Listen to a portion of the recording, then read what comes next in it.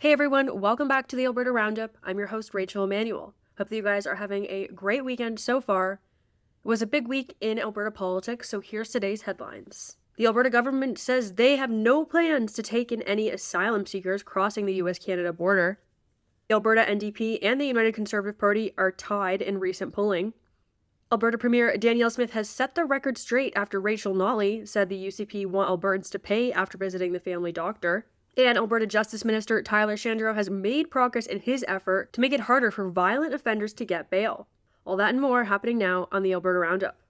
Okay guys, up first, asylum seekers crossing Roxham Road in Quebec are straining resources in both the French-speaking province and Ontario. And now the governments of BC and Alberta say they have no plans to take in those crossing. The mayor of Niagara Falls, Ontario, said his city is overwhelmed after accepting nearly 3,000 asylum seekers. According to Immigration, Refugees and Citizenship Canada, 702 asylum seekers have been bused from Quebec into Ottawa, another 618 to Windsor, Ontario, and around 1,400 to Cornwall, Ontario. Furthermore, transfers to the Maritimes have only just begun, with 63 asylum seekers now in Halifax. Another 30 are in Fredericton, New Brunswick. These asylum seekers were transferred to Ontario and the Maritimes after Quebec Premier François Legault told the Prime Minister his province cannot accept any more border crossers. The province says it's spending $20 million per month on these asylum seekers' social benefits. In 2022, nearly 38,000 asylum seekers were receiving welfare checks. That's in Quebec alone, and most of those asylum seekers were residing in Montreal. Communities hosting Roxham Road border crossers are seeing their services overextended, such as food banks, schools, shelters, and other social services.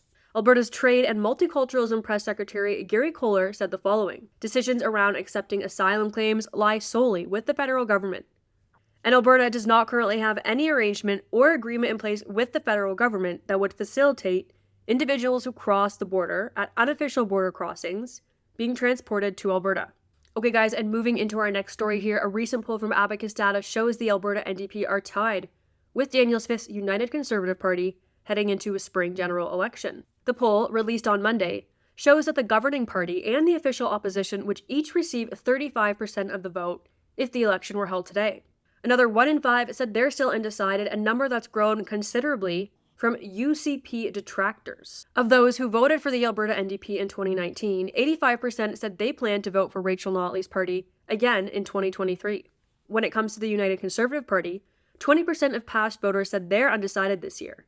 Abacus Data CEO David Coletto said, quote, "Those reluctant UCPers will decide the outcome of the provincial election. You guys likely know from last week's show that the UCP is crazy busy tabling legislation right now. The Alberta legislature is sitting for 1 month before it breaks ahead of May's general election. But the UCP has also begun casually campaigning. Of course, the election campaign has not officially begun. At a fundraising dinner in Edmonton earlier this week, Alberta Premier Danielle Smith sought to set the record straight on the UCP's healthcare plan. Now, let's talk about healthcare. And I want to be very clear on something. So Rachel Emmanuel's Twitter account needs to pay attention to this. No matter who you are or how much money you make, you should never have to pay out of pocket to see a family doctor, ever. And that is why our UCP government has made a record $24.2 billion investment into healthcare, including $2 billion alone in direct primary care. Under the UCP, Alberta has already hired 700 more doctors, 1,800 more nurses to take care of patients, and we're continuing with our plan to hire an additional 3,600 new doctors, nurses, paramedics, and other healthcare professionals. And that is so that every Albertan can get to see a family doctor and get access to health care when and where they need it. This also means a new hospital for South Edmonton, the first hospital in nearly 4 decades in this city.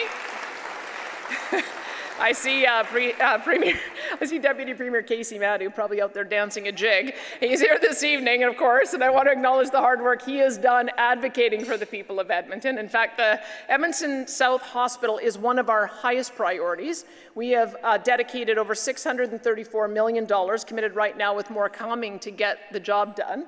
So Casey, if you want to go to Home Depot, grab some shovels, I'll meet you over there when the spring thaw hits and we'll break some ground on it together.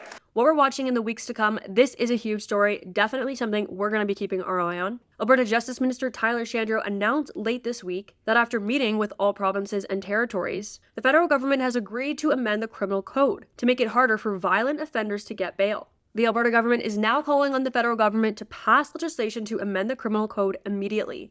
In a statement, Shandro said, quote, "All provinces and territories stood united and demanded this of the federal government in order to make real change. And the federal government agreed to amend Canada's criminal code as early as this legislative session. The March 10 meeting of Canada's Attorneys General, Justice and Public Safety Ministers about bail was long overdue, but not as long overdue as addressing the current bail system this country has. Alberta calls on the federal government to walk the walk, live up to its promises, and make change now. It is the right thing to do. Victims, law enforcement, and all Albertans have been waiting far too long for this to happen."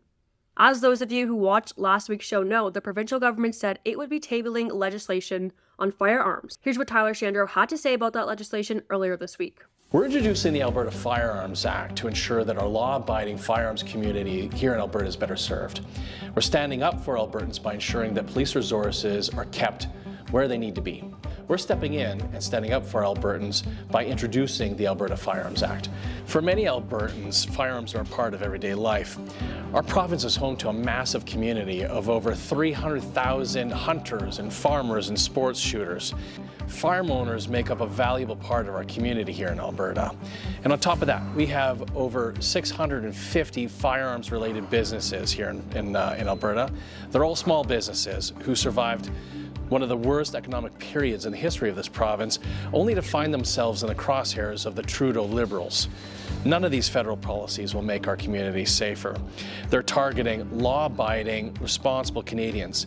At a time when violent crime is surging across the country, the Liberals have decided to waste taxpayer money and waste time on this confiscation program. Okay guys, and I just want to bring you a couple comments from last week's show.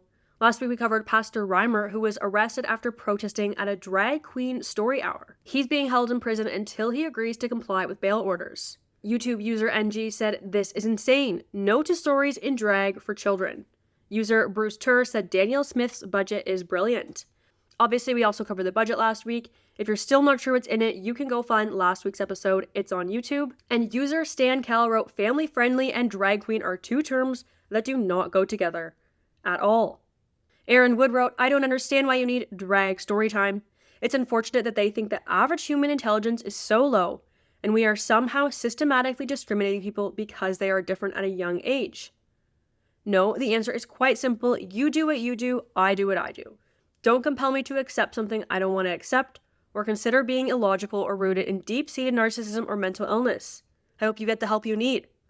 I will opt for the story time with regular people because that is the 99%. I don't think it can be stated enough that when it comes to things like drag queen story hour and allowing adult men into young girls' change rooms, it is certainly a quiet minority of crazies who are pushing for this stuff. It's important that we are louder than they are.